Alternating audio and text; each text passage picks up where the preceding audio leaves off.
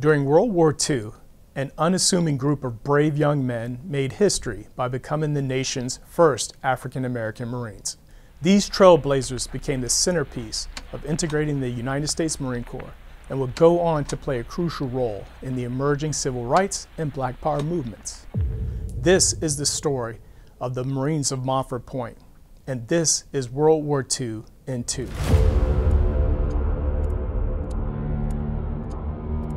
I'm Cameron McCoy at the National World War II Museum in New Orleans.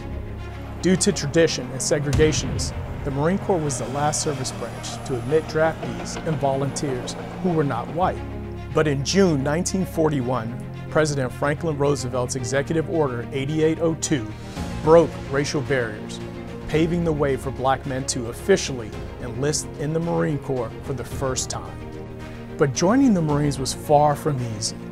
Initially, these African-American Marines were limited to roles like stewards or mess attendants.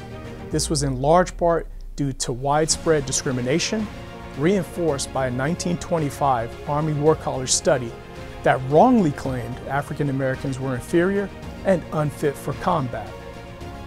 But as the war progressed, the Marine Corps would recognize the value of Montford Pointers. These black Marines were later placed in 2 defense battalions comprised of ammunition and depot companies.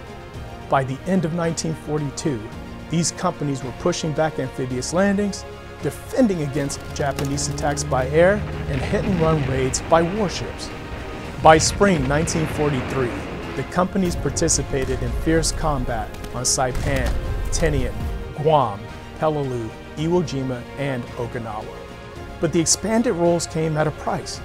These combat service units suffered most of the casualties among African-American Marines. By the end of the war, the Montford Point Marines had distinguished themselves in the Pacific Theater, earning a part in the Presidential Unit Citation awarded to the 4th Marine Division. Their sacrifice and bravery proved their mettle as skilled warfighters and demonstrated their devotion in a time of crisis.